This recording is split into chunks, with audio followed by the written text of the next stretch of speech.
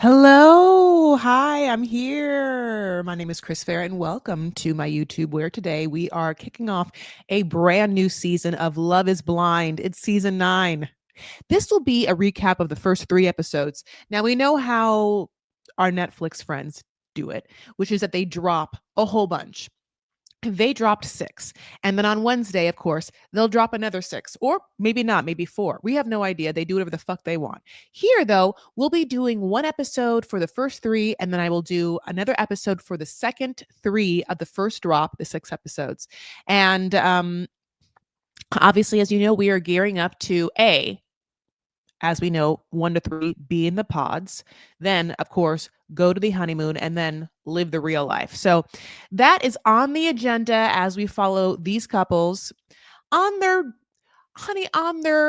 quest to get rid of the types that they've had, the preconceived ideas, the fears that they have of other people judging them based upon how they look or who they are. Now, this is interesting as well. All of these lovely people are in Colorado. They're all like somewhat the same age. And as we know from the Minneapolis Times, sometimes people know each other. It hasn't, on the first 3 episodes, no one has let that be a factor, like no one's voice is familiar or whatnot. I always think that's so interesting. But I will say that it starts with a mega mix, honey. It's the grand kind of, and I hate that they do this, but they do an overview clip show, montage, if you will, of what's going to happen in the season. Why? I don't know. I mean, okay, I'll tell you why. I guess to make it seem dramatic and like a good season, and to get people to be hooked upon the quick visual moments of despair, angst, drama, almost like, I guess, like getting people to have their mouth water before the episode starts. Like, that is psychologically why they're doing that. But I never understand why they do that, because it feels like it's this weird, oh, look what's going to happen. Who's going to be obsessed with who, and who's going to be upset the day of the wedding? And I get that you can say, well, they might change course. But I don't know. Like, you tell me. So how do you feel about that? I just feel like it's the same kind of thing how on Dateline, if you watch Dateline or 2020, it's basically like, here's what's going to happen. Here's what you missed.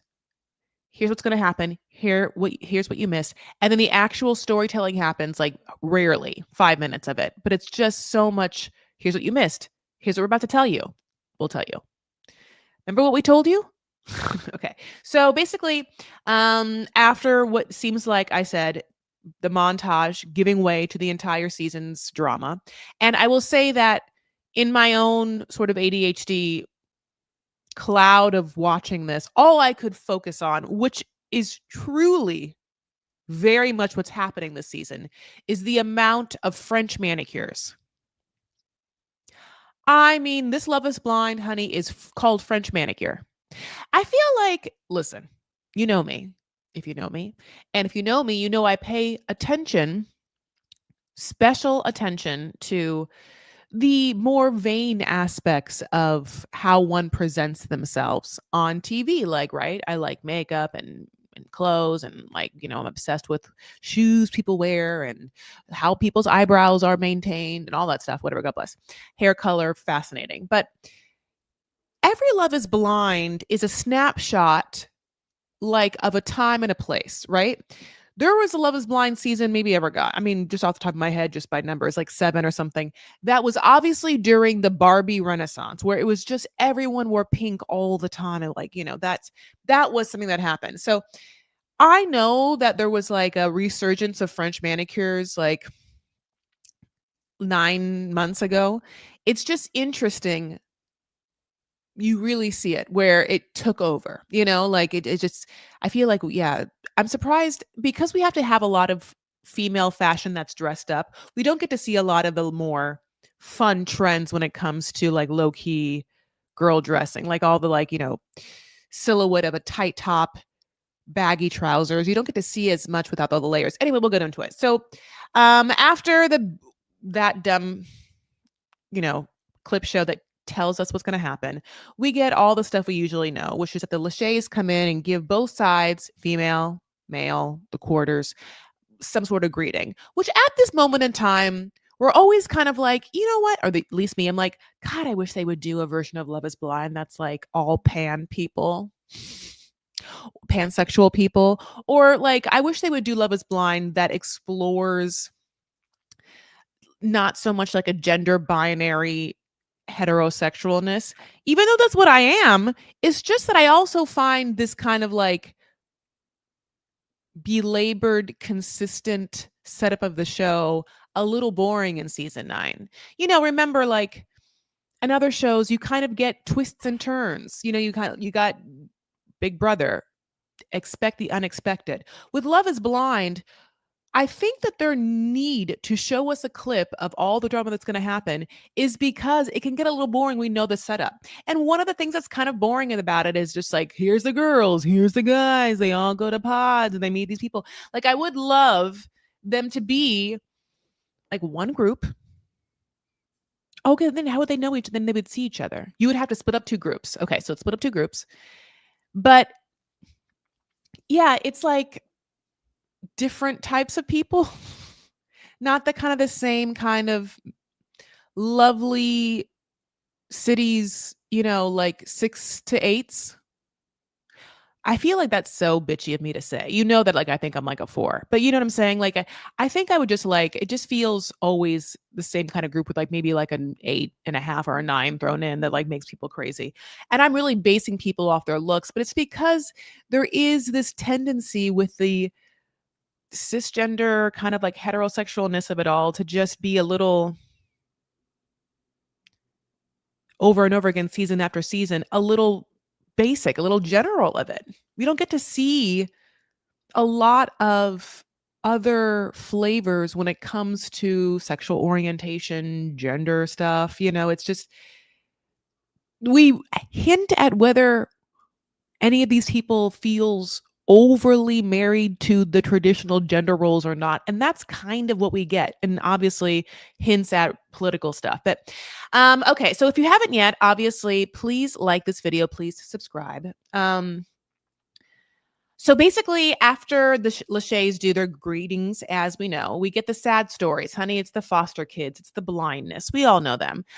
This almost makes me feel like the American Idols of the yore, where we get, and I'll end up loving him, but Edmund's a foster kid, and, Madison is perhaps going to be blind at some point, at some point we all are too, but, maybe faster.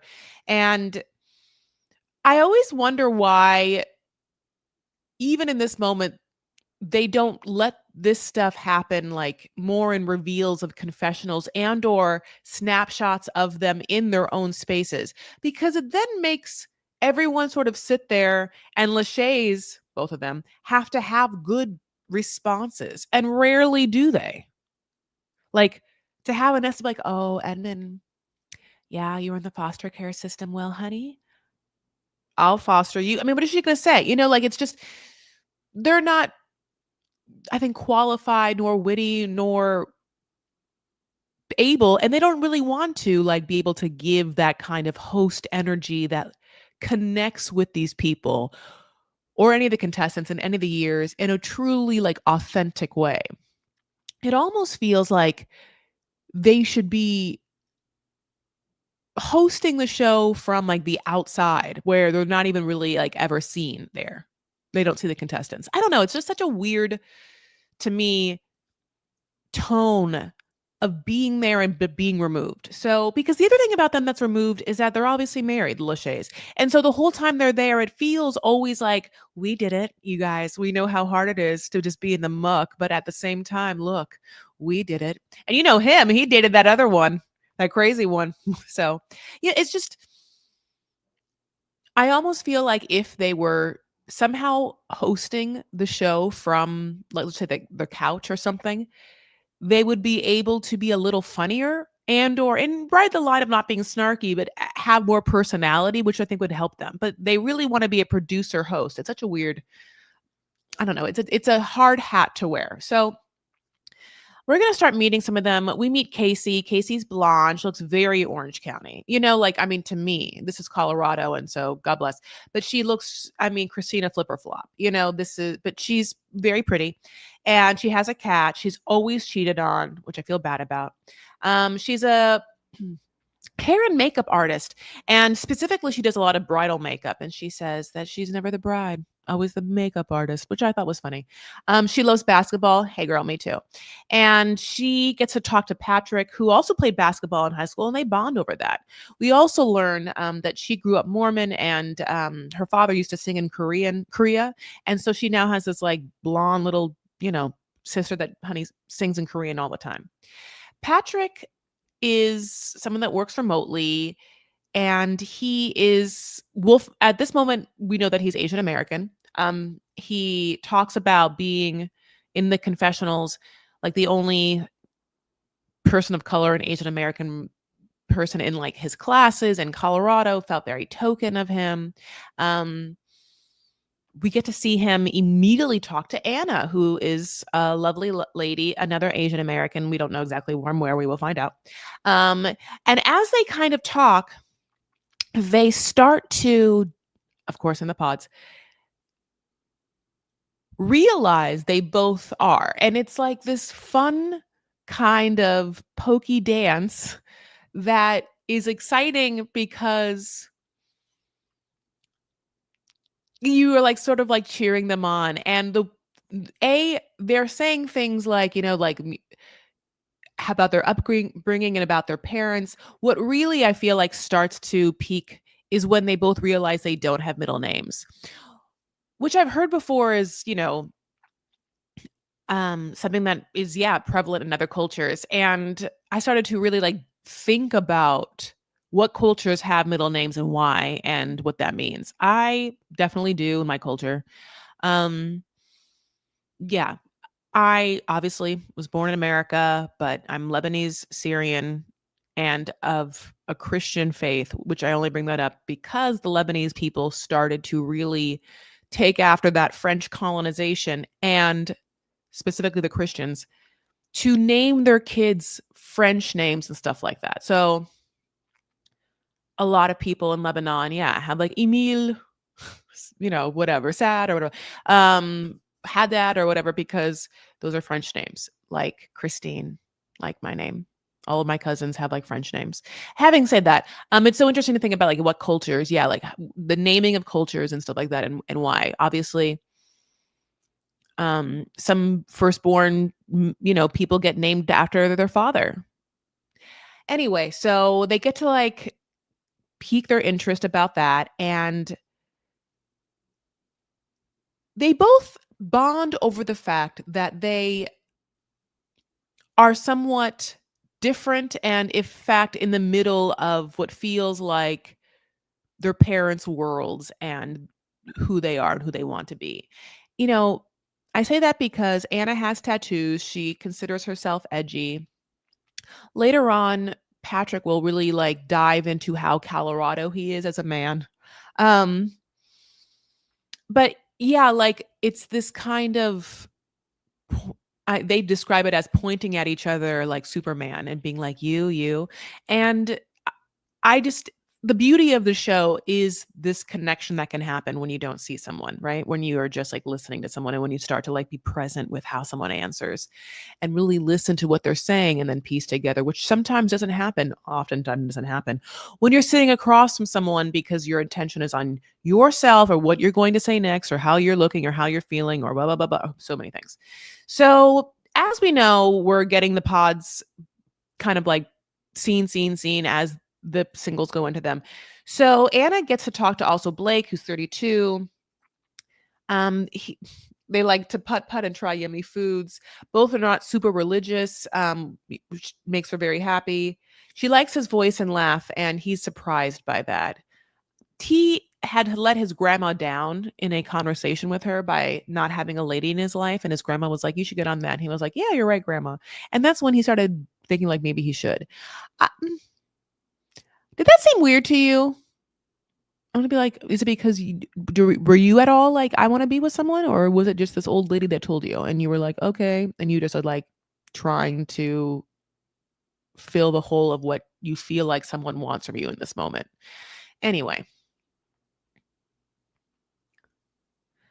Blake then, because we're jumping around, talks to Megan, who calls herself Sparkle Megan. Now, Sparkle Megan will become a big deal. And I feel like because she has a lot of suitors. Sparkle Megan is a business owner. She worked for oil and gas and takes a lot of like financial flexibility now because of her previous life. She is into the health space and wellness space. Being in the health and wellness space is such a wild thing to say. Like, I am obviously in the entertainment space or in the acting space. I'm in the theater space. Like, I don't ever say, I'm not, I just don't know. There's just so many ways in which you say things that no one else ever says. I've never been like, I'm in the acting space. I'm in the entertainment spaces. You are? What does it mean? You're literally in a theater space right now? You're in a black box? I don't know. But it's always like, sure, the industry or the business, but the biz. But the health and wellness people are so like the space, are so hippy dippy. And there is this biohacking kind of like culture that brings certain people together. And when she's talking about this to Mike, not Blake, Mike picks up on what feels like the whistles. Sparkle Megan and who will learn to be sexy Mike are both relatively financially stable and very ambitious. And she brings it up and he quickly agrees, are into traditional gender roles. Now, I am so happy this scene happens. Because in life, if I was to tell you what kind of what kind of gender role I'm into, I guess I would say the same. But it's interesting how this plays out because then I'm like, oh shit, you can't say that. Okay, let me tell you. So I hate this a little bit because things are so, okay, let me say this. There are words that are very, very vague to say, like traditional, when it comes to something like gender roles, because that can mean a lot of things. It can mean that at the end of the day, if you are female, your joy is creating and maintaining a home and family. I don't know, like let's just say it's that. And you would enjoy maintaining and like sort of crafting that. And that when it comes to financial things specifically, you kind of would enjoy someone else taking the reins. And then, but the thing about it is, it shouldn't mean that you don't want to ever work or you don't want to ever have an opinion or you don't think that like, or you don't want to ever be able to like have a truthful, meaningful, valuable choice when it comes to how your family works. That you have to just sort of submit everything to the other.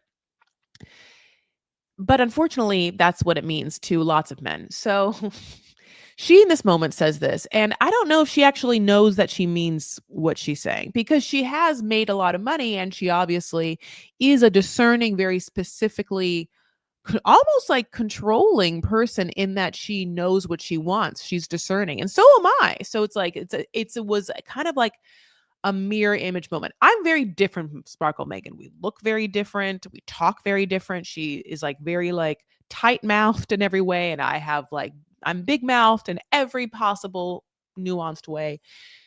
But anyway, here we are. So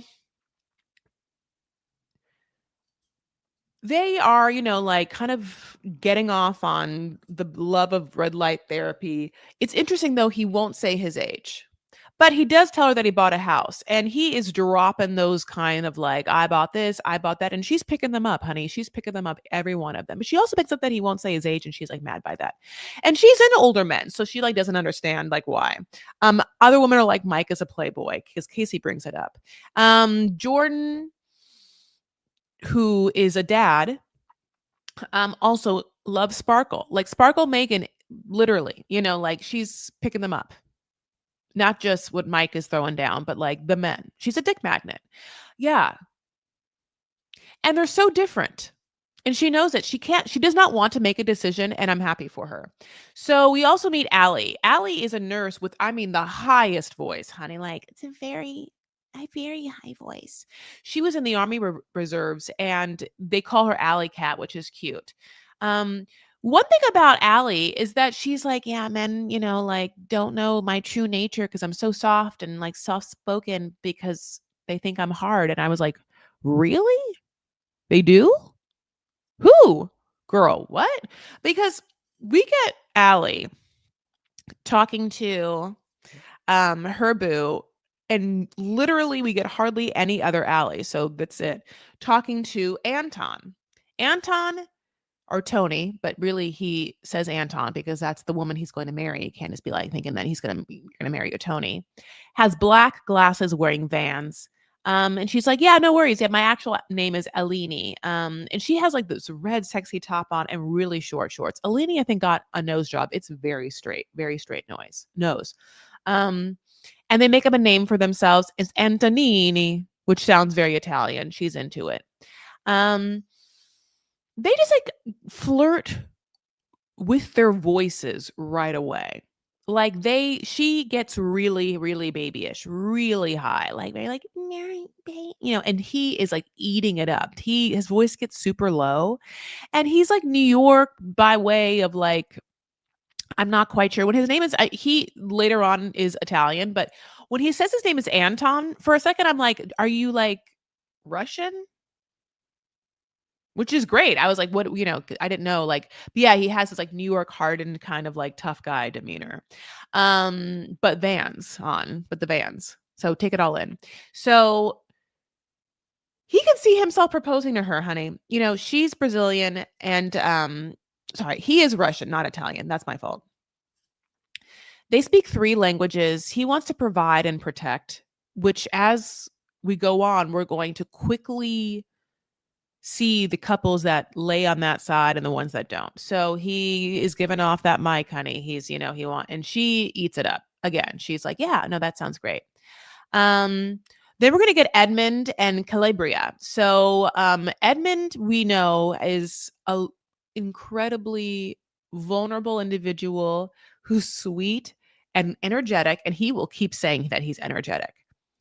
And he had a fucked up childhood. I hate to say that, but it's true. Like, it wasn't stable and he had to go through a foster care system, and it breaks your heart when he talks about it. But him and Calabria are like very, very lovely together. They talk about his social work. He talks about the fact that he doesn't really want to have a traditional marriage. And at first I thought she was going to be like a little confused by that, but she's not. She's okay with it. He's like, yeah, I just want to make things for ourselves. I am really into 50-50 stuff, which is interesting, like the datingness of this traditional thing versus 50-50. I realize it's kind of like, I feel like these two sides are as awkward to say as like conservative or liberal or Republican or Democrat, because there's a myriad of issues in between them that you could be like, well, this, but not that. This, but not that, obviously. And the this, but not that firmly takes you out of where you think you are. Does that make sense?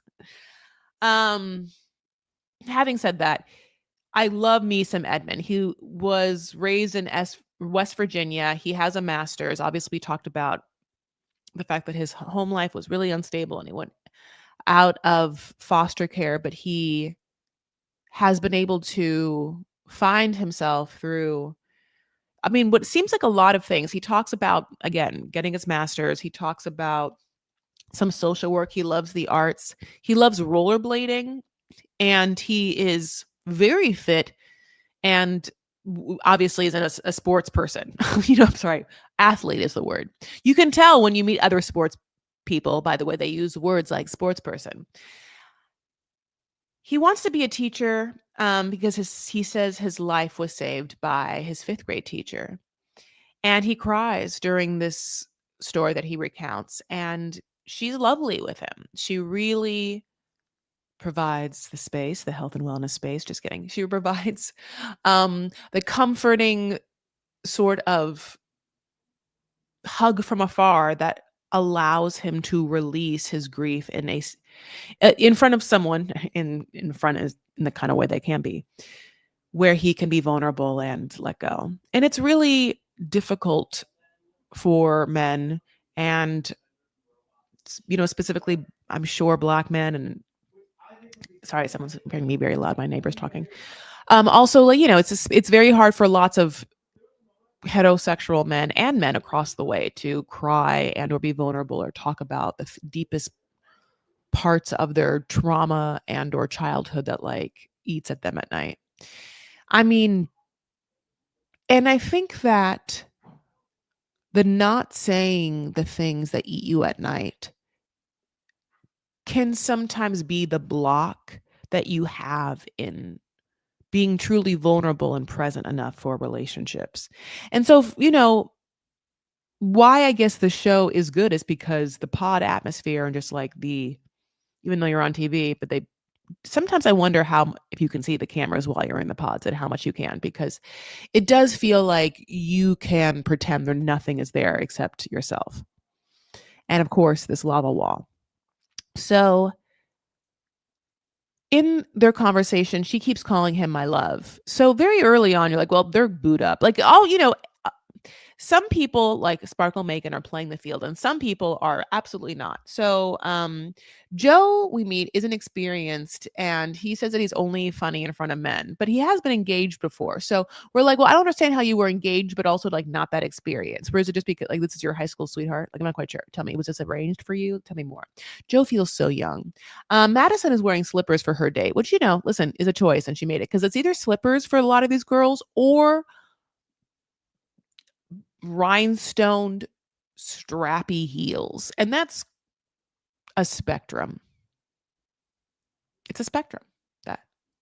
Um they talk about their ideal date. She loves karaoke. Same girl, same. But she likes to sing Fergalicious. Now, when she said that, all of our mouths were like, no. I guess it's not that bad. It is a fun song. Here's the thing about Fergalicious.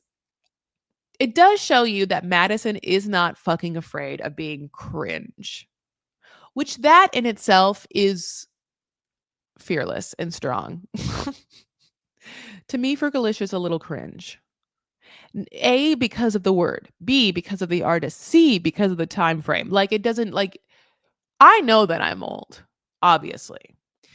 But when it comes to karaoke songs, and they're all old, all the ones I sing are old, I will at least be like, well, this song is old, but it's seminal and it's a good song, right? Like, yeah, you ought to know, or something, or criminal, Fiona Apple.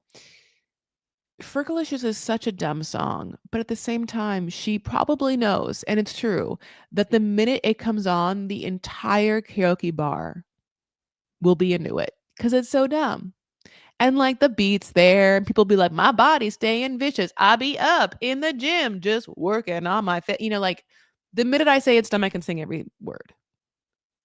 She must sing that song, I mean, a little drunk with the mic, and she must tear it down, boots down. I'm so happy for her. So he's like, yeah, I love karaoke. My stuff is like Queen and like country. And she's like, yeah, but afterwards, let's go to 7-Eleven. He's like, come again? And then they have like an awkwardness where she really wants him to take the wheel and plan the date, and he does not know how to yes and or deal with karaoke in 7-Eleven.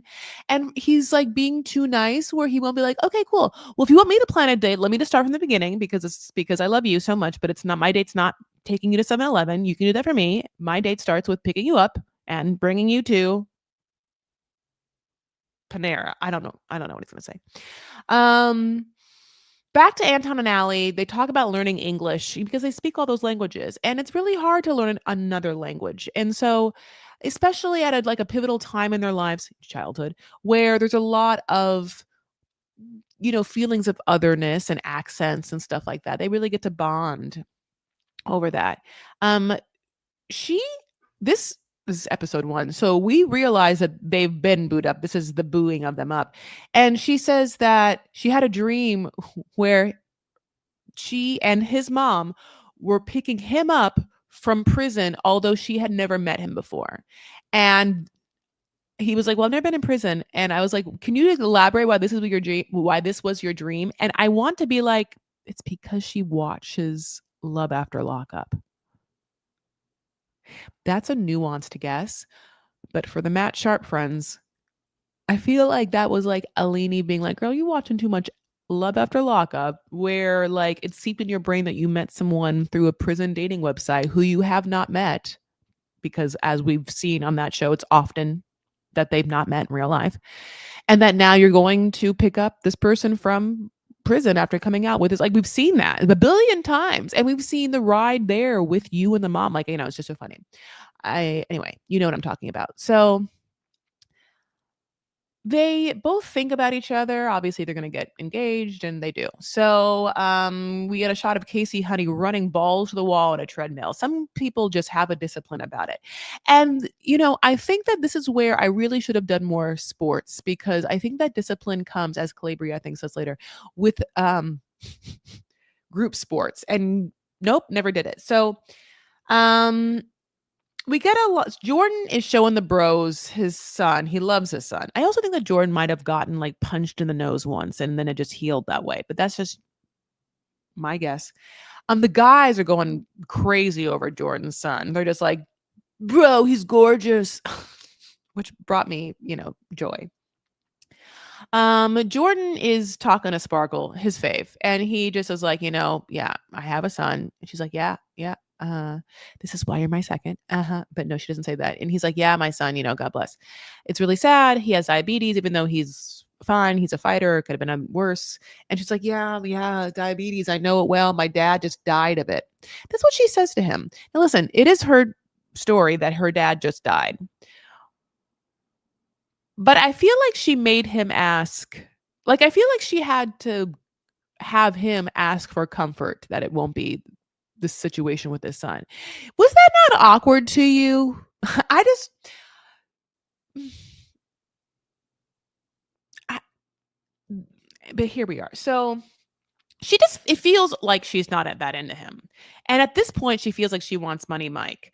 And she's just like, "I just want to build an empire with Mike. And I think I think he can do it."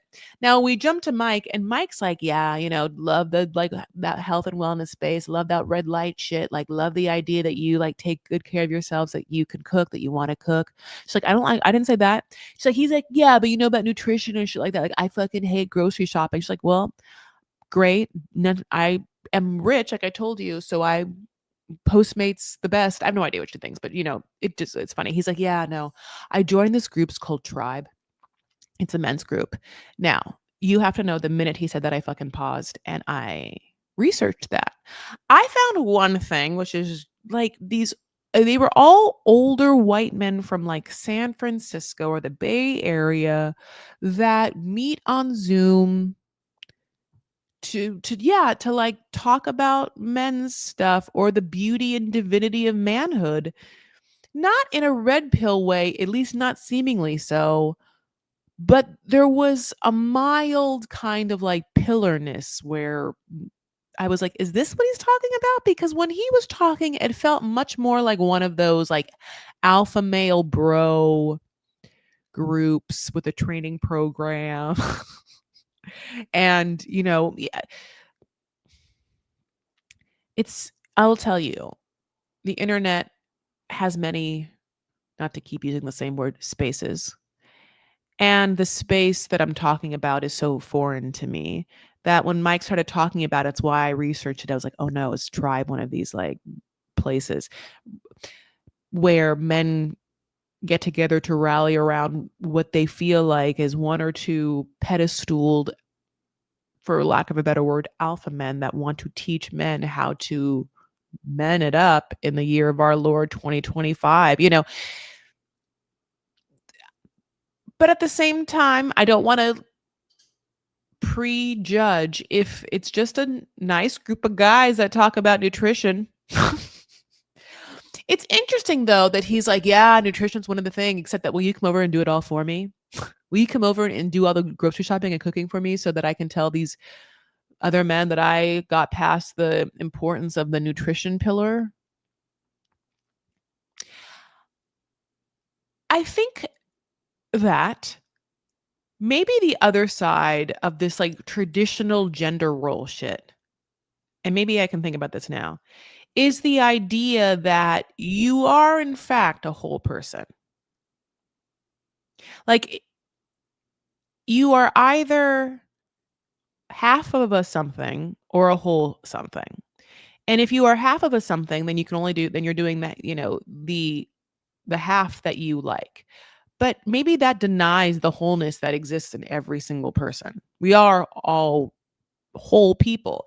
And specifically when we're coming to relationships and dating, let's just say like not as arranged marriages of 15 and 16-year-old people, but like, people in their 30s or other ages. The idea that you can only be limited to what you want to do and what is just like a little difficult. I think that you have to understand that you have to have an accountability and a vast understanding of money stuff, career stuff, nutrition stuff, hygiene stuff, home care stuff. And if you take on the responsibility of parenting, then you add on the responsibility of like the human education part of you. I think that we use the word like reparent now, like to reparent ourselves. I wrote a Substack article late last night because I stayed home and did my Friday night facial. It's like something that happens every once in a blue moon. But it made me think about this Friday night facial or the idea of like staying in and washing your hair and what that means. And all this to mean that I'll bring this back, don't worry. But like back in the day, like remember the idea of like I had to stay in and wash my hair and what that would mean. It would mean that like I don't want to go out or I can't do what you want me to do in this moment because I have to do this thing that works for me that I do that I need to do for my life.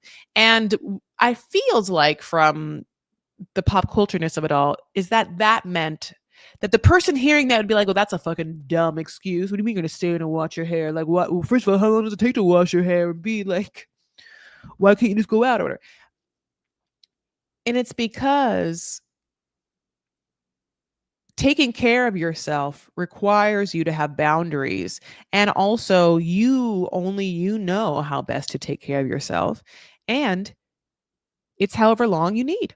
And it's for every reason why you have it. So the idea of staying in, washing her hair is like, oh, it's because I'm taking care of myself. And that's, I guess, kind of like an idea of parenting yourself, of being the one that ultimately takes care of yourself in the best possible way, the way that you need it, because only you know it. So, okay.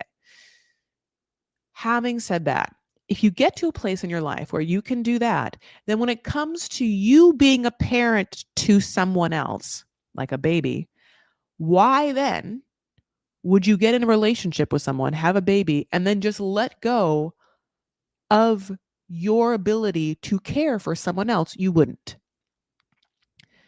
So the idea that like traditional gender roles means that one person cares for the kids, one person makes money, one person cares for the home, one person makes decisions can't possibly be true in the denotation of that. I mean, it's not a dictionary term, but you know what I'm saying when I'm saying connotation and denotation. It should mean not that, but it does. And the reason why it should not mean only this and only that is because it denies the true completeness and 100ness of people. Especially again, people living in this world. There's no one that like doesn't have to deal with money. There's no one that doesn't have to like deal with their own hygiene, Okay. So after that, Sparkle is really dealing again with Jordan, Blake, and Mike. That is who she's into. Okay. And that's going to be like her trifecta. She really gets to like be the gal in the middle. That's hers. And at the same time, we have Allie and Anton who've only been boo to booed and they meet in real life. And that's how episode one ends. Episode two picks up on Allie and Anton obviously seeing each other. And she is so moved by what feels like her genuine love of this man. And we know that Allie is visually stunning and specifically to, I think, like most males' absolute dream girl right now. Because I think she has like an Instagram face and all that stuff, and she's gorgeous. She has her hair, like she is right now. I mean, a sort of like textbook looking perfect girl, and Anton feels shocked. Anton says like he's in shock about how stunning she is, and at the same time, you can tell that she is in love with him. She's like looking at him, and he's like can't get over like how hot she is. She's like he's drinking champagne. And he, after they meet, is awkward. It's too much where you're like, can you not be into it? Are you so freaked out? Or are you just like, do you have to let it settle in? We're going to see that in these moments. So the way that this season is kind of shaping up is that obviously they meet, he can get down on one knee there. They can go to that little bench. Sometimes they go to another room and then open champagne. Sometimes they go to her side. And then at the end, they have to say goodbye. They have to go back to their sides, right? So she usually, in this case, he walked her to her side and then she looked back. The doors had not closed yet. And then he had to walk what feels like 14 miles to the other side. He never looks back once. She is looking at him like, ah, there he goes, the father of my children, the empire of my destiny, just like, oh my God. And he walks all the way back. He chugs the champagne, honey, like he had to, for instance, go on a date with like a weird older friend of his mom. Like it's such an interesting demeanor. And I want to bring it up because if I had just watched his behavior, I'd be like, this man hates this person. I mean, if you watched it, you'd be like, my God, he doesn't know how to deal with the way that she looks. And universally, we have to assume that it's because he cannot believe how beautiful she is. And then, yeah, like we'll see. Like I needed like 100% more information. He just seemed like he had left his whole fucking body there. The men this season like have out of body experiences. It feels like aliens take them in real time. Anyway, so that's going to happen again.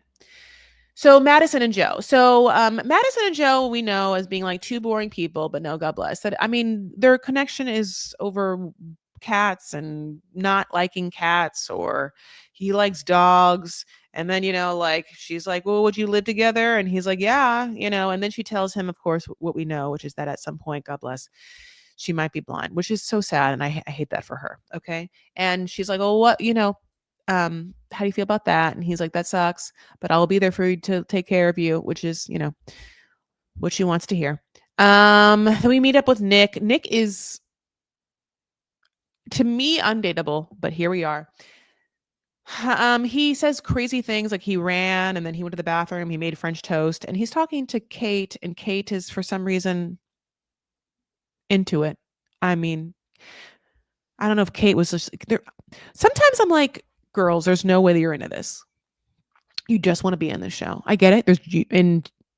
My question is, can we just please have an honest moment where you pull the producers aside and are like, where are the quality men for me to pretend to be interested in? But we don't get that.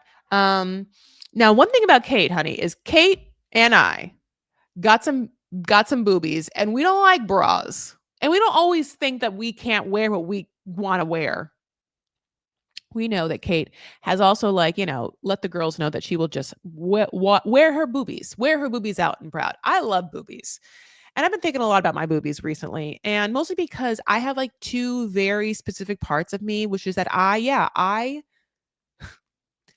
kind of love the way my boobies look, even though they are very naturally saggy. They are natural and saggy, period. The annoying thing is that I also want to wear clothes, and I live in a world where they don't make clothes for my boobies. And so if I want to wear something, I like don't know how to wear it sometimes because of loving my boobs so much. Anyway, that's Kate's, I think, rub as well. So they talk pickup lines. She's like, I'm not very aggressive, so I don't use them. I don't pick up men. He's like, yeah, yeah, yeah. She's a registered dietitian. And I also felt this. She's like, this sucks, but my ex cheated on me. Um, a lot of girls have been cheated on. A lot of people have been cheated on Love Is Blind. But she's like, yeah, the sex was great, really, really hot, but he fucking cheated and it just sucks. And it does feel like there's two kinds of ways in this world. One where you get to have a healthy, loving, intimate relationship, and the other where you get to orgasm. Anyway, so Kate in her confessional look, honey, is, I mean, top to bottom perfection. And she's wearing these pearl heels that I like wrote down as being absolutely God's gift.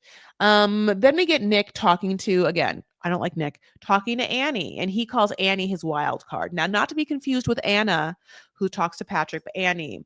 Annie lives far away. She's wearing like a blue top and blue jeans, nude heels, and what looks like a Pisces looking emblem of a belt buckle, but I don't know if it was just some other designer. I don't know.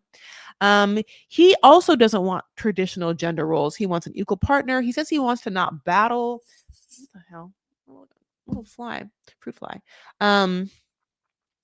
He doesn't want to battle the wars alone, honey. He needs like someone right there. She's like, great. She then spills all the water. So maybe not so great, but God bless. She really wants to be on the show too. I'm not quite sure. Annie owns a salon and she had sex once on a hotel balcony. Oh my God, that sounded so good. I was like, good for you. Hotel balcony.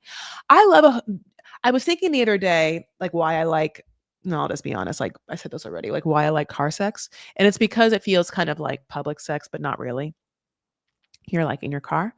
Um, and I think that like sex on a hotel balcony is kind of like that. It's public, but like not really. What are you gonna like? No one's gonna like sneak up on you. If someone sees you, oh no, you don't see them seeing you. And if they're seeing you, then they're trying to. And that's on them, not you, because all you're doing is having sex where you're having sex, honey. And that's where it happened, honey, on the balcony. So, this is where it gets really hard to watch with them. I don't like Nick at all. Then they make a bunch of dumb dick jokes and then her carpet underneath being wet jokes. I mean, so much so you're just like, please get me out of here. And she does. She's like, get me out of here. I'll tell you what, she loves Brendan. Brendan is, I guess, like an early favorite of many of the girls. The producers and editors don't do a good job making us feel like why that would be the case. Okay. In fact, all we can realize now is that there were not a lot of great contenders in the male category. So she's like, tell me a good memory. He's like, tell me a memory from your childhood, which I thought was a great opening line of like a Hinge DM. And she's like, well, I had a family road trip once and it was so great. We stayed at a Ramada Inn and there was a pool. And when she talks about this, I was like, yeah, I can totally see how maybe this like either last minute or cobbled together or family road trip was just like the epitome of everything coming together, just ease, pressure, like less pressure, sorry, not having pressure, just a road trip where you get to go from one place to another. When you're there, you're there. Like when you have to catch planes, there's always, a little tension in the air because you literally have to get there by a certain time and you have to go through security and your bag while you get there. And then when you have to like line up and queue up and get on and will there be space, all of it. That I realize the comfort and ease of road trips is something that I don't get to have a lot. A, because my dad didn't do it. I don't have like any siblings. But it's kind of great to just fucking do shit on your own clock, travel on your own clock.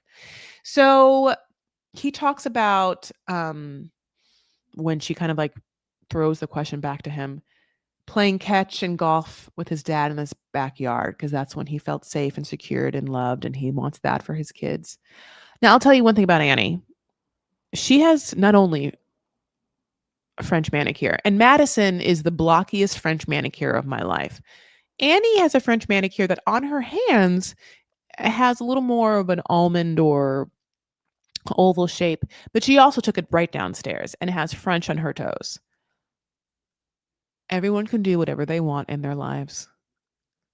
I am so vehemently against French toes. I don't know what it is. I think it's crazy looking. I don't know why I think it's okay for your hands, but specifically, I don't enjoy a thick square block of a French nail. Never have. Personal preference. But I actually can't handle French toes. I think they are the tackiest. God, I wish I wasn't such a sort of like a judgmental bitch. But I really want you to hear me that when I give my opinion about such things, it's like I get that like you could be like, no, I love a square, a blocky square, thick square French. I get that you can. And maybe I'm just like, listen, if you're passionate about it, then that is enough for me. It's not that I want a space to be passionate about dumb things without people thinking that I'm mean about it. I just want to be able to give my opinion about things I know don't matter. Because, we live in a world where I think it's important to give your opinion about things that matter for sure. And people do all the time if you've read the internet. But also, there should just be a space for people to have passionate opinions about things that don't matter. And also, if you are against that person's opinion, it doesn't mean anything because it's like something that's stupid. Okay. I also remember I'm the girl that like Ellen got mad about her chip manicure, so everything is everything. So, okay, I'll move on. We get back to Edmund, who's kissing the floor, honey. He has told us he's energetic and we know his backstory. We certainly love Edmund, but then we also are like,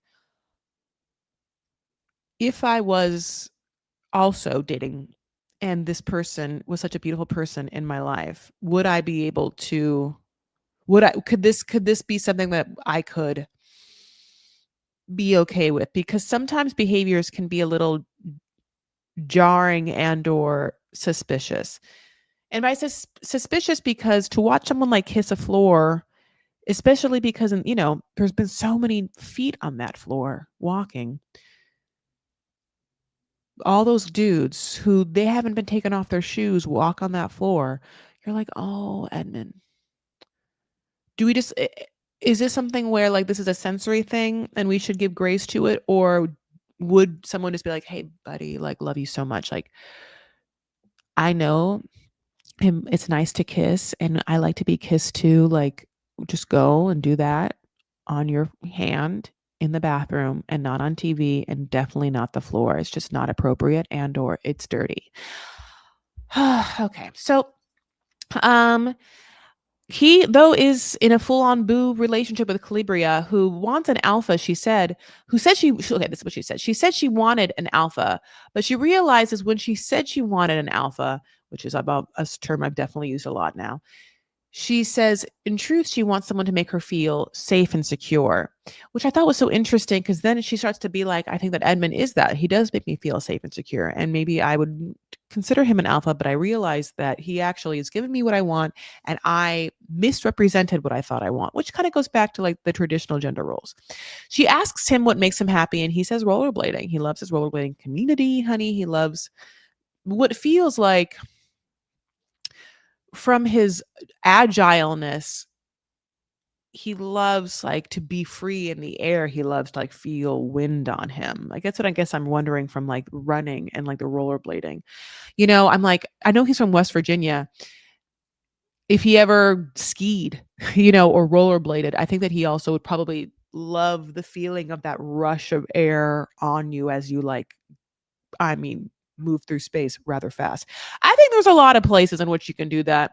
Sledding too, I don't know. Anyway, so we move on. You know, Sparkle is going through her trifecta of men. She's always weighing it out. She thinks that Jordan is more of like a best friend, but she thinks Mike is secure and composed and confident. The fact that he's older, she loves. So we go into their thing, and she's like, "Yeah, I like to sleep with white noise." Same girl, same, but actually, brown noise. When you get to the nitty gritty of it, brown noise has a deeper resonant quality, a deeper tone that is. And he's like, "You know what? I actually like to sleep with nothing on because I want to make sure I'm on high alert." Now, this activates the part of her self that wants a provider protector. She literally, I think, gets wet. She's like, "Yes, yes, honey, protect the world from me, or protect me from the world, honey. Like, if there's an intruder, you'll wake up. I'll have the brown noise. I don't know how you're gonna be able to sleep with both. That's on you." And he'll get this gun, honey. He'll protect the thing. So, I, I think in real time we're gonna see her understand the problems. But anyway, they both are like, "Yeah, that sounds great. Yeah, you be the person that jumps up from our Tempur-Pedic. You Tempur-Pedic too? You, yes, honey, love her Tempur-Pedic." You can't actually have sex in a Tempur-Pedic. It's really hard to. Anyone else try to? I have one. Moving on. But she's like, "Yeah, you know, I just love to have sex and then just like have that own my own space, honey. I sleep hot." And that's that Tempur-Pedic, honey. You can sleep hot. She likes Mike, but again, she also fucking loves Blake. Again, not a big fan of Jordan, but Blake. She's just like, "Yeah, I love Blake. Love that little giggle. They do the cooter catcher game, which we're like, you know, we know that as the dates progress in the pods, they try and do these fun games and or date theme nights. Um, he gets your path to love in the pods will be filled with surprises, and they kiki over that.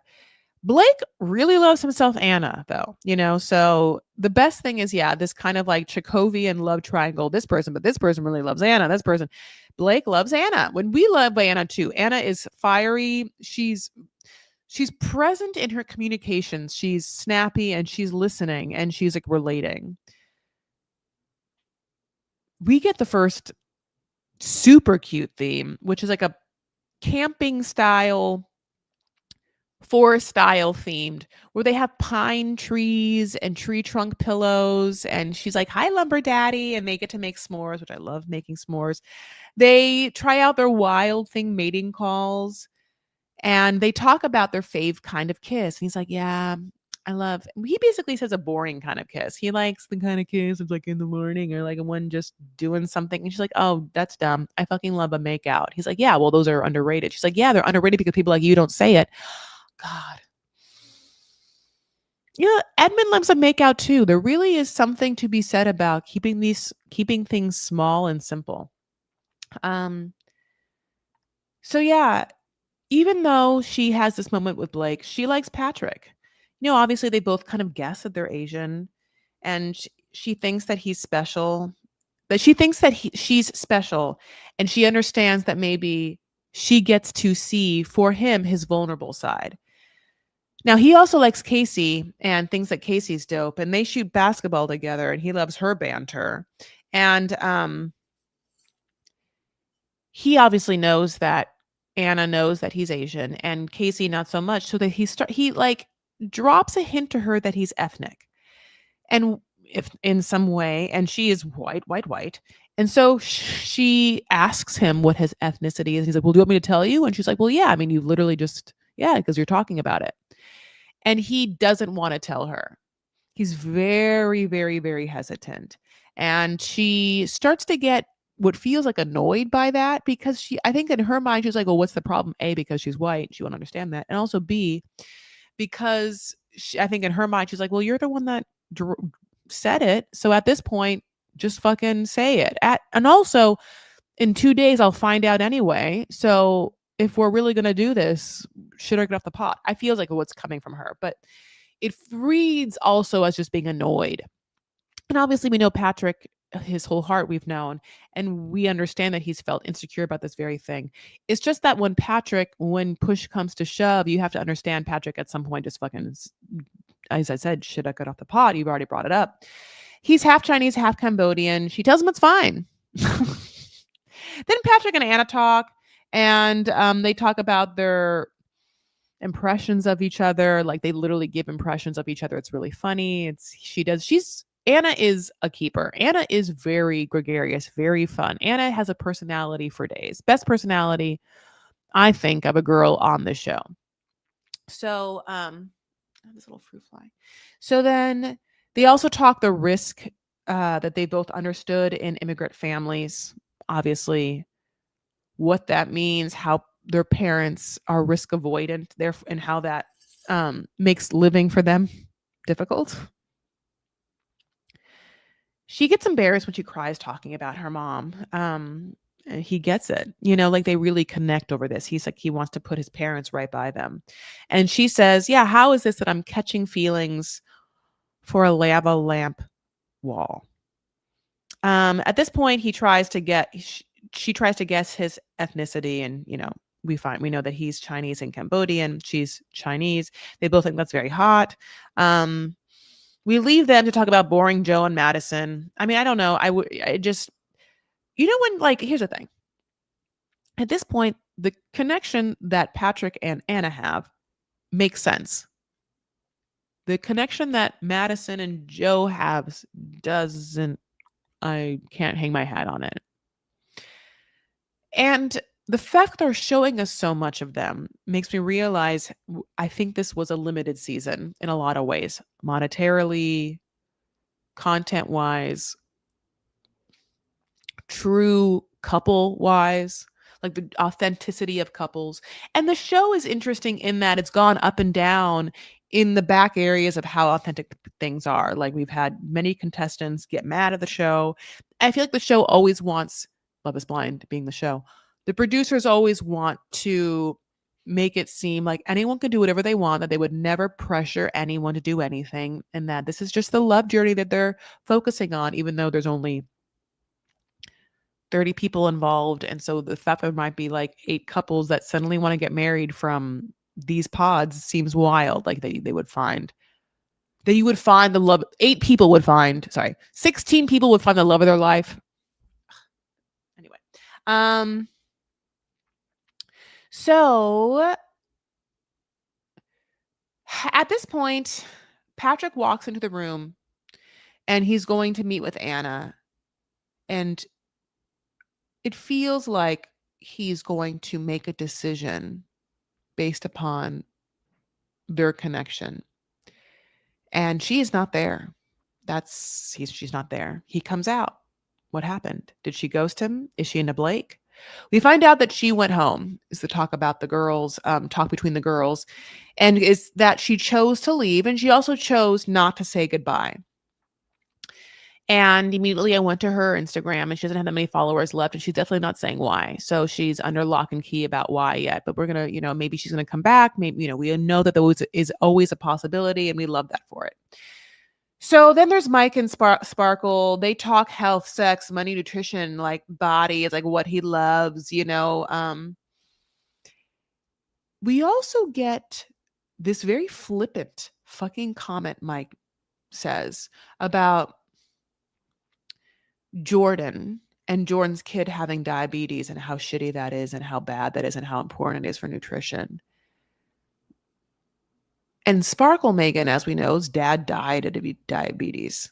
And also she has a connection with Jordan. And so when he talks shit about this in a flippant way about someone's son that feels like, thinks the nutrition's so important, that's why I'm bringing it up, because Jordan's kid has diabetes, so it's like other people are so dumb with their diabetes and not bad nutrition on their kids, is what it sounds like. And I love this for Sparkle Megan. And it makes me feel like this is why she's a prominent figure, because they know. He still communicates with his ex. She follows one on Instagram. He's very like, why? And she's like, yeah, it's because he's on mute. And he's like, why? Then why do you follow him? And he's like, well, it's not a big deal. It's because he's on mute. And it's like, was an amicable breakup. Sparkle then has a date with Jordan. She has a good time. She goes to meet Blake, her true love. And fucking Blake isn't there. Honey, what is in the water? What is in those tin wine glasses because people are dropping like flies. Okay. Yay. So she is wearing a cute bodycon onesie, green jean kind of outfit. We find out that Blake had talked to a producer and that he can't continue, and he leaves. And the producer, of course, was like, "Well, whatever you need to do for your own journey is what we support here at Love Is Blind." Um, Megan, though, Sparkle Megan, is like, "Look, fine. Listen, Blake was my top, and maybe it's the universe, maybe it's her dad, maybe it's like both the universe and my daddy universe." To make me re-examine who I'm not really taking into account, and that's Jordan. And it's mostly because she wants a financially stable man, and she hates that he drives a Kia. And she also hates that after 14 guesses, he cannot guess her luxury car. When he went up and down the Tesla, the Mercedes, the BMW, I don't know what kind of car she has. At this point, I'm like, girl, is it a Bentley? Is it a Jaguar? Yeah, I don't know. Is it a Cybertruck? I mean, and what is it? Because he or has he guessed, and you're just like, I don't want to tell you. Is it a Porsche? I think it's a Porsche, or is it a Range Rover? Like it's anyway. I'll stop guessing, but she does not like the fact that Jordan has a child and is unfortunately not financially dependable. Because, and I get it. To me, I think that she hears, oh, you've already had a child. You got snipped. You had a vasectomy. I want to have kids. And I don't know if your dick's going to work. So there's a whole possibility that all of the money I've made from my oil and gas company is now going to be spent on some nice, very nice gentleman who has a child who I'm just going to have as like a best friend kind of dependent for the rest of my life. And I think that is a very understandable fear. And I wonder how you get over that to find love. Like, let's just for a moment at this stage, it's like, yeah, Jordan and Sparkle Megan are it. How would you get over the feeling of that? To, like, if not abandon everything you thought you wanted for the thing that you actually want, which is love. But you want love with someone that you think is going to be consistent and stable for you. Here we are. So Madison and Joe are going to meet because they got booed up. Again, so fast, so boring that it's unfortunate. Sometimes these couples, like, here's the thing.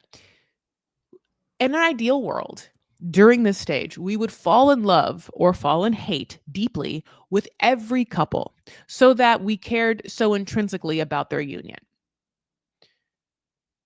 We're not feeling that yet, but these couples are obviously booing up. And Madison and Joe are going to meet. She has on a gorgeous red ruched dress. He's excited. She says that she wants to bite his little tushy because she loves men butts. This is another idea where I'm like, Madison, you and I are so vastly different. To bite his little tushy? Like, Madison, you're what, like 31 at most? Like, bite his little tushy. Like, that's something an 66-year-old woman would say from Nebraska, like an aunt that has like pictures of fairies on their Instagram. Like, what? I mean, but it's totally cute. Okay. Um, when they meet, he has an out of body experience.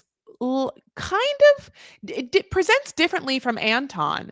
Again, Anton has an experience where, like, do you like her? Do you not? Are you gonna kill yourself? Are you feeling like this? You can't deal with what has happened.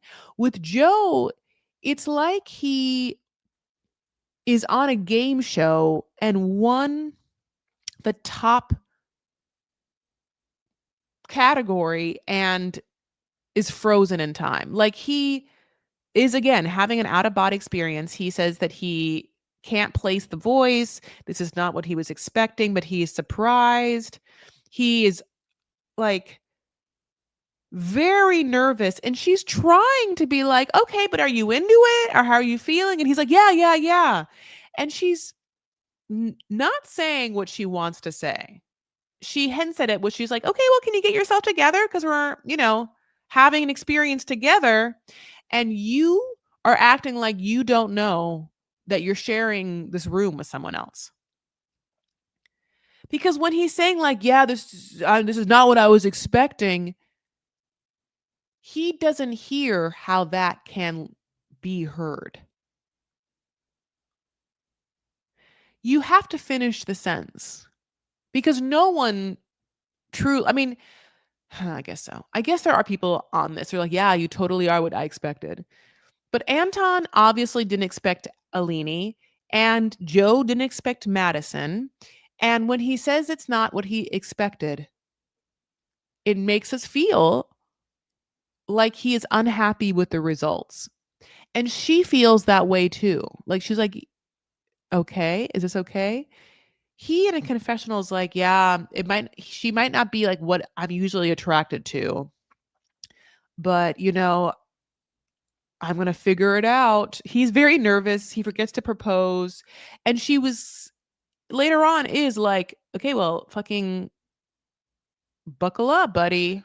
Get your shit together. If it's not what you expected, all right, take a breath and then rally, rally the troops." Because there is this idea of a lot of things don't happen in this world that aren't what you expect. But it's a character builder and you get to see someone's true colors to see how they react. And to have someone blankly just kind of deer in headlights not move past the moment or be able to move past the moment or just kind of sit in the moment is interesting. It's an interesting color to see. Um Again, when he puts the ring on her finger, we really get to see her manicure and yeah, like the choices Madison makes in this world are the opposite choices I would make, but I'm happy to watch it because she happily makes them. That French manicure is so bad. I'll stop talking about it, but oh my god. And by so bad for me, it's so dated. Madison truly feels like she's living in the year of like 2003. I wonder who raised Madison. I feel like her mom must be older or something like that. Like there's something about Madison that reads much older. Like that's what it is. Madison reads like someone who's 6 years above my age. And I'm too old for Love is Blind. I couldn't ever be on it. I don't understand her. Yeah, I can't I don't understand her generational references or like why. Anyway, okay. Um I don't know what's going to happen with Joe. He doesn't seem that attracted. So we get Brendan and Annie. Anakin is what he calls her, and we get the fact that he's everyone's top one. We get the fact that also she has a little obsessiveness about her. She wants to be like up in someone's boo. She wants to be like, touching. She wants to be touched. If she's somewhere, if they're driving somewhere, his hand, is on her thigh. That's where his hand placement is. Like, like one hand steering wheel, other hand her thigh. He's like, "Yeah, you seem a little bit." She's like, "Is that too much?" She's like, "Yeah, no, no." She's like, "Well, are you just not into that?" And she's like, "Yeah, I'm into it. You just seem like an ounce more." It's always interesting when you see people in real time or hear people in real time not be into what just got said or what that person is intrinsically being like, and then them deciding to move on from that moment because they want to be on TV. Anyway, she's also talking to Nick. We hate Nick because he's just always horny. He's always talking about sex. It's so weird, but at the same time, I can't imagine that he really enjoys it with women, honestly. He also is wearing horrible flip-flops, like the kind of flip-flops that you're like, what are you going to do? Like travel Europe soon? What's happening? But one thing about it is that he doesn't mind lying slash validating people, which sucks because he was like to every girl, like, you're the one, just so you know, I'm here for you. And I'm very confident in our thing. Just he says it to her, he says it to Kate. Kate comes in with no voice left, honey. And the voice that she has, she tries to push to be like, look how much I'm into you, Nick. But no one believes it. Not Nick, not us. Not even her voice, who's like literally escaping her body, being like, we won't be here for this. Kate and Nick could not possibly have any chemistry. And in real life, I almost want to see them because I need to see how awkward they would be because they are pushing to be on the show. And I want to see them in their misery when they've realized the bed that they've made together. Anyway, um, so Edmund and Calabria, do have a date where they tell each other that they love each other and we care about them as a couple because we really care about Edmund and we'll hopefully learn more about Calabria, but it has been a lot about Edmund because of course he has a very sad boohoo story and he's a lovely person. And so is Calabria, but because she has unfortunately been used to just be the enticer of the sad story from Edmund, we've lost who she is as a person. And as this goes on, and as beautiful of a person Edmund is, there's a part of this where, like, Calabria, we don't know, babe, if we would like to think that, like, this love is real and can be sustained. We do have some concerns for you in what this is going to be like for you. Because as beautiful as Edmund is, I don't know, like, how stable it's going to be for you all the time. And you have expressed wanted also like a secure, safe space for you. And I just don't know if the energy is going to be like that for you all the time because what we've witnessed is you sharing your beautiful safe space for him and he has been allowed to really let go and be vulnerable, which is so lovely for him. But if you want that too, I'm going to have to see that be a possibility. How do I say I said it? Um so basically she reads him a letter and she tells him that he has waited his life to be chosen. Sort of like feels like kind of like harkening back to like foster care stuff. And that maybe the universe has made that a difficult challenge for him on one side, but in fact has waited for her to ultimately choose him, which is kind of what she said, which kind of made me a little like, okay, well, it feels a little bit on the nose, if not written by like a producer, knowing what his backstory is. And I really hope that this is a sustainable relationship because it's kind of a fucked up thing to say, unless you are like hardcore 10 toes deep in this, you know? So basically he cries, obviously, and they get booed up. And we go back to the male quarters, the male salon, and Patrick talks to the bros about Casey, about how Anna left, and that he says that Anna now is too similar to him, even though we were like, you guys are about to get, I mean, absolutely married. What are you talking about? Um, how he just got that Casey liked him more and it felt like he said that he didn't understand that Casey was like laying clues. And Mike is like, yeah, Casey's like, whatever, I broke up with Casey, and then Patrick's like, oh, okay, then she must like me more than you. And that Mike likes allows that, which is good. The producers ask Patrick what he has in common with Casey, and that fool can't say shit. He's like,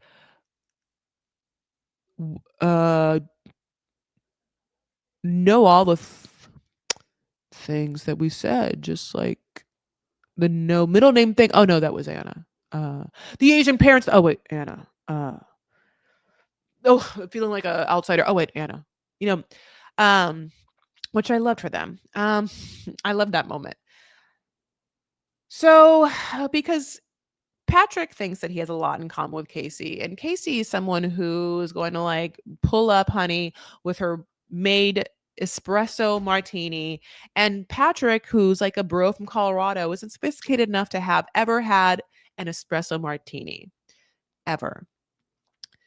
Casey is not like a typical like Denver like hiking gal. That's not Casey. Casey gives someone who wants to be a little more sophisticated. I can't even say it, sophisticated. Casey gives Orange County, and I give that not that Orange County girls are sophisticated, but at least you can say that Orange County girls want to be, which is what Casey is giving. Someone who wants to be sophisticated. Espresso martinis are certainly in. They are in, and they've been in. They're like what the Cosmo is of yore.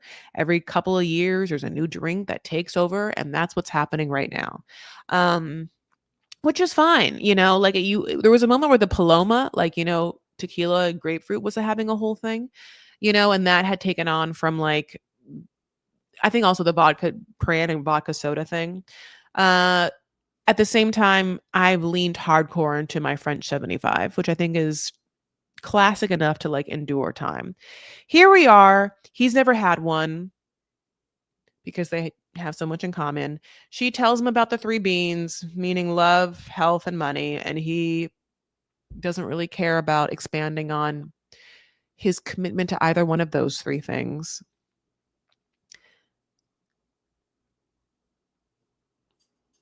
She says that she wants validation from him, and he has not given it to her, mostly because he was seemingly in love with Anna. And he realizes in real time that he should. And even then, he's kind of bad at it. And at this point, I wonder why. He has no other options, but he won't say that. He seemingly is trying to talk himself, if not us, into thinking that he has a connection with Casey. If he doesn't think so, then why can't he validate her? He has no one left. And he knows that he should. And he realized that she did. This is the time. This is the time when, we start to pinch the end of the the end of the toothpaste tube. We need to get all of it out. Obviously, Blake leaving means that Sparkle has to talk to Jordan. And then Sparkle then talks to Mike, and then they have really the worst, and we're going to end on this, one of the weirdest, worst pod moments dates where he becomes like a hunter, where he wants to trap her, and he's like mad at her because she is his only option, and she has kept Jordan around, and obviously had kept Blake around until Blake left her, when I'm assuming Blake left knowing that Anna left and he liked Anna, but we can't find that out yet, which is annoying. So Mike opens this last date with Sparkle Megan and is like, hey, I know who you're talking to, and those other two guys are trouble. And she's like, what? He's like, yeah, I just know everything, so might as well tell me. He starts to treat her like she is a bad girl that should not have been talking to anyone else but him, because they had made an exclusive arrangement, and that she had gone behind his back on the show that they had both signed up for and continued to talk to someone. And so he wanted her to lay bare her motives. He wants her to be like, this is who I'm talking to, but you're the top. Which until this moment, Mike was second. I think that this whole time she wanted Blake, Mike, then Jordan. Blake leaves. And then she is like, well, I guess, listen, I can't possibly date Jordan. Mike's got to be my top one. But she starts to, in real time, realize Mike is a weird, controlling, manipulative, fucked up man that has fucked up ideals and is going to control and trap you in his idea. And he's maybe narcissistic or maybe evil because the ways in which he is like, tell me what's happening. You owe me this is stifling for her. She's grossed out and you can see her start to roll her eyes as he tries to make her pick him.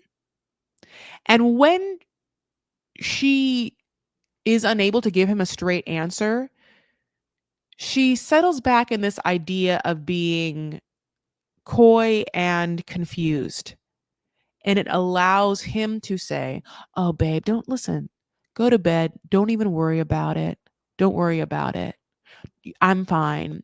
And when he says that, she's like, the fuck are you talking about? I'm fine too. I'm fine on this show.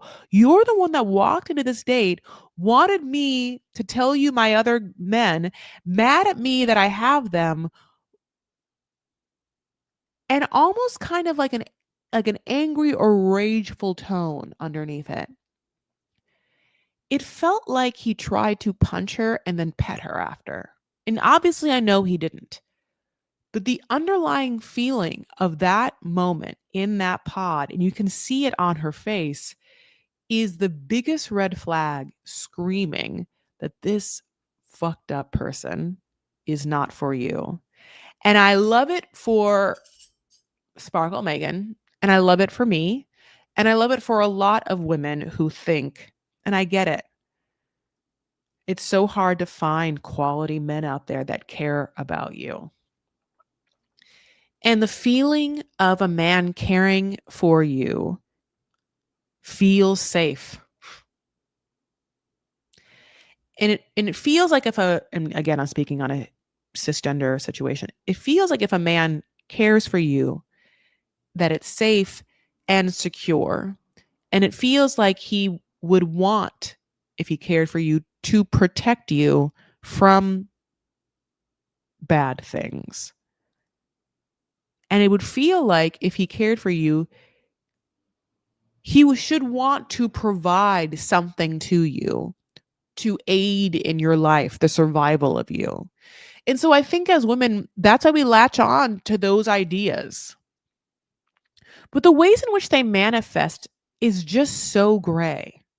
And it does not look like giving you money or even saying they want to give you money or even saying they want to provide for you or even saying,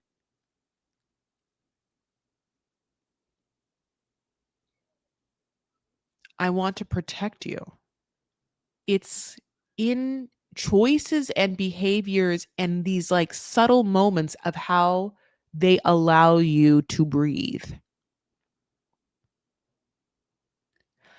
I think that if you have a lot of trauma and a lot of anxiety, you don't breathe. So, how could you pick up on it?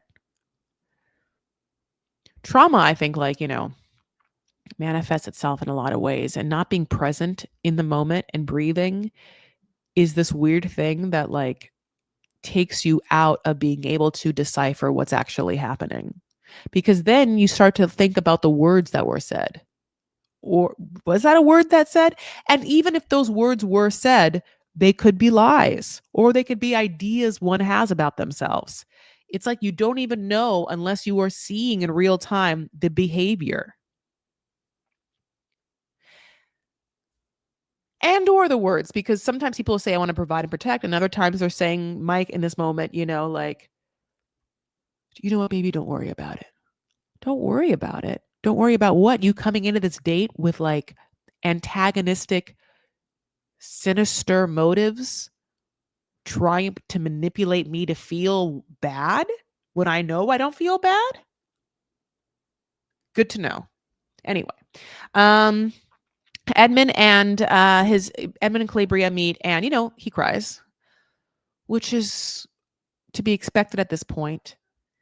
Now, he does have the beautiful line being like, "Listen, I'm gonna cry, but it's gonna be with a boner because listen, Calabria's hot and he gets it." And Edmund is beautiful. Like, he's hot and she's hot, and they do have a great meeting, and he's like, "I'm being respectful, but my God, what's happening in front of my eyes? It's hard to deal with." Um, and I like the fact that he's emotionally vulnerable. It's not that I don't like it. It's just that and maybe there's something other thing happening because I do feel like I cry every day now. So maybe there is literally like a seismic shift in the universe where everyone is super sensitive. But I do want to see a moment where she gets to kind of break down if that's what she wants and have him hold her, you know? All right, my loves, 3 episodes done in an hour and 30. Honey, of Love is Blind, season 9, the episode 1 to 3 recap. What you guys think? Obviously, I'm also following 90 Day Fiance, Toe, and Sister Wives. So there'll be lives coming up for all of those coming up soon on Tuesday for 90 Day and probably on Monday for Sister Wives. So that is on the agenda. Tell me if you're watching those. Obviously, all your opinions on Love is Blind when this video gets processed and goes up. Obviously, if you haven't yet, please subscribe to this YouTube channel. Please comment on this video, like the video, get the notifications. Other things that are happening. I have a Substack. That's been really fun. I've been posting videos there. Obviously, I mentioned that I had a Friday night facial last night. So that whole post is on my Substack. By the way, my Substack is free right now. We'll see if I can monetize it at some point, but it isn't like these posts are behind a paywall. I also have Vanity Fair, which is the Facebook group. I always post when I'm going to go live on YouTube there as well. So I'm Chris L. Farah on all the social medias like Instagram and TikTok. Of course, I love you guys so much. So if you have any comments, I would love to engage with you. Yeah, Love is Blind. This season, the first three episodes, a little slow to warm, truthfully. Now, I hear, I got some channels that it's going to pick up hardcore and intensely. So I'm actually very excited to like jump right in. So 1 to 3, I would say that I care a lot about seeing how Allie and Anton move and Edmund and Calabria move. I'm excited. I don't care about Joe and Madison, obviously, unless drama is afoot. Patrick and Casey, the Patrick Casey Blake Anna thing, and then Blake Sparkle Megan thing has to come back. So what I'm hoping, obviously, is that maybe like I'm assuming that Sparkle Megan is going to pick Jordan. So this is me not knowing anything. I have not watched past this episode. So Sparkle Megan picks Jordan and Mike goes away. And then at some point, and let's just say that Patrick picks Casey. Then at the honeymoon or later on or in Denver, if they bring back Blake and Anna, then all hell can break loose, which that's what they're setting us up for. We absolutely, unless I missed it, you tell me. I need to know how many times Blake talked about either being obsessed with Anna or leaving because Anna left. And I really can't remember if Anna, because I forgot there is an Annie. Sorry. I can't remember if Anna really was into Blake. To me, she obviously was kind of like Patrick, where she's like, I usually date white dudes. And I think that I don't know if she was like, I felt like she was really into Patrick. To me, when I watched the chem for Patrick and Anna was everything. And that's why it's funny that Patrick is lying to himself that he has any chemistry with Casey. He doesn't. We know that. Why doesn't he? But if they all get to come and be in the same space, that's what TV is about.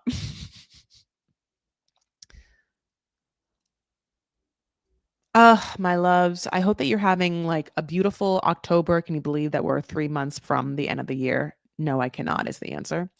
And I really hope that you're getting into this holidayness with some amount of joy and love and peace in your hearts, because it certainly seems like there's none to be had in this world. So you're going to have to, I mean, if I was to pick up on all the themes I've said, and this is really always speaking for me, be as present as possible, to slow down and breathe as much as possible so you can find the honest to goodness, peaceful joy moments that exist in life and not pass them by living in your head or in your own insecurities. Ah, goodness gracious. I should say that I am happy that Edmund gave Calabria a letter and that she wrote it or read it, because it made me feel like, yeah, he did give her something. It's just that I need to see what's going to happen, I guess, when they're all together. I don't have like the best of thoughts, but I do like to see them as a couple, and I want the best for the Calabria and Edmund too. So Allie, Anton, them. My loves, we'll see. All right. Anything else? I really appreciate you guys being here. Thank you so much for spending some time with me. What are you gonna be for Halloween? All right. I'll talk to you later. All right. Take care of yourselves and one another. Stand up for what you believe and make art. And I'll talk to you later. Bye.